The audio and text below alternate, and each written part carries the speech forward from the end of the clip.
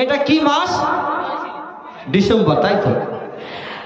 সুনানে আবু দাউদের 4031 নম্বর হাদিস, মনে রাখবেন। সুনানে আবু দাউদের 4031 নম্বর হাদিস, মান তাসাব্বাহা বিকওমিন ফাহুয়া মিনহু।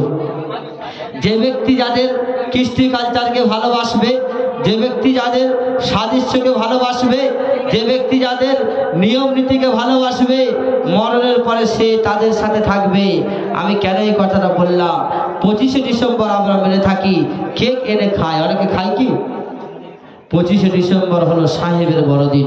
তুমি মুসলমান, তুমি মুসলমানের বাচ্চা, তুমি কেন এই দিনটা পালন করবে? এটা ইহুদি খ্রিস্টানরা বড় মনে কেন? এটা তোমার কাছে আসবে কেন?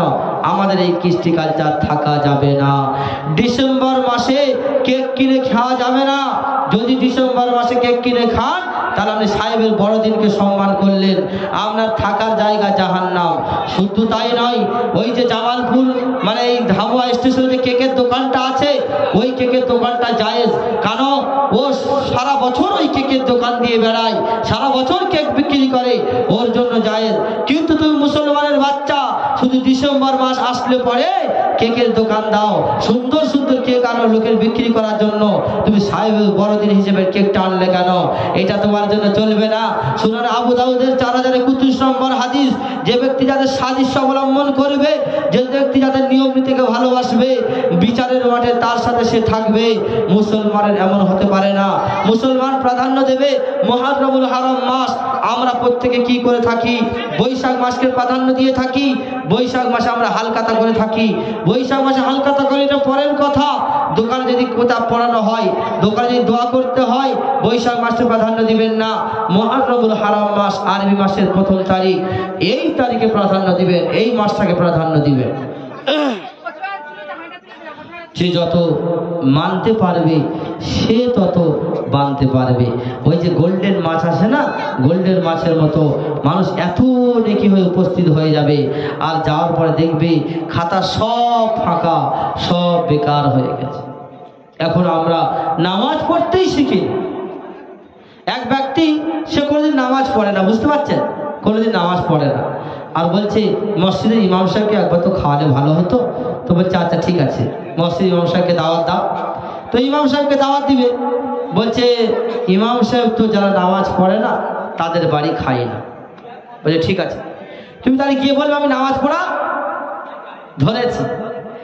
তখন ও বলছে আমি মিথ্যে কথা বলবো? বলছে তুই তো 24 দিন নামাজ পড়ি, নামাজে মিথ্যে কথা বলতে গুনাহ হবে না? আর একটা মিথ্যে কথা বলে কি গুনাহ হবে? বলবি নামাজ পড়া ধরেছি।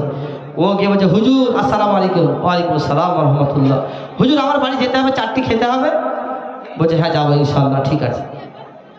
তখন বলছে বাবাজি আমি যতদূর জানি তুমি তো নামাজ পড়ো না, তোমার বাড়ি খাওয়া যাবে না। বলছে না হুজুর, না হুজুর, আমি নামাজ পড়া ধরেছি।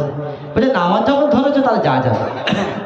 এখন বাড়িতে খেতে গেছে, বিবি আছে ভিতরে, ঘরের ভিতরে, আর গেটটায় আছে সেই ছেলেটা বসে, আর হুজুর সব ব্যবস্থা করে দিয়েছে। হুজুর খেতে যাবে, বলছে বাবাজি, বলছে ব্রেক মারছে কেন? বলছে বাবাজি, বলছে কি? বলছে নামাজ যখন ধরেছো বলতে হবে নামাজ কয় ওয়াক্ত। যে হুজুর সমস্যায় ফেলে দিলে তো, মহা ঝামেলা। ও জানে জোহর একবার আজান হয়, আসরে হয়, মাগরিবে হয়, এশা হয়, ফরজ হয়, ও জানে, কিন্তু কয় ওয়াক্ত ওটা জানে না। বলছে হুজুর আমি জিনিসটা একটু ভাবছি, আপনি শুরু করেন, আমি না।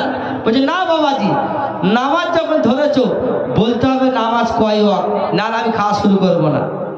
আর ওর মেয়েরা তো বেশি চালাক, মেয়েরা তো সব জানে। ওর বিবি ঘর ভিতর থেকে 5 আঙুলটা নিয়ে এরম পিঠি চালেরা মারছে, 5 5 5 এরকম হালকা করে, যেন হুজুর শুনে নেবে। হুজুর শুনে যদি নিতে পারে তাই তোর মান সম্মান চলে যাবে। ওর বিবি পিঠি চালা মারছে এরকম মেরে, বলছে 5 5 করে 5 এরকম। বলছে এই 5 আঙুলটা মারে কেন বলতো? আগে তো কোনোদিন মারেনি, 5 আঙুলের ঘোড়া মারছে খালি। তো 3 বার 5 আঙুলে মেরেছে, 3 5-এ।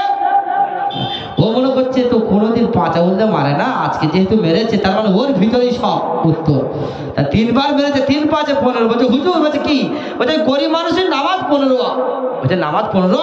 তোর বাড়ি খাবো না, বেরিয়ে যাচ্ছি বলে রাস্তা দিয়ে চলে গেছে। জানেন ওর বিবি বলছে তোর কি হাজি বংশ?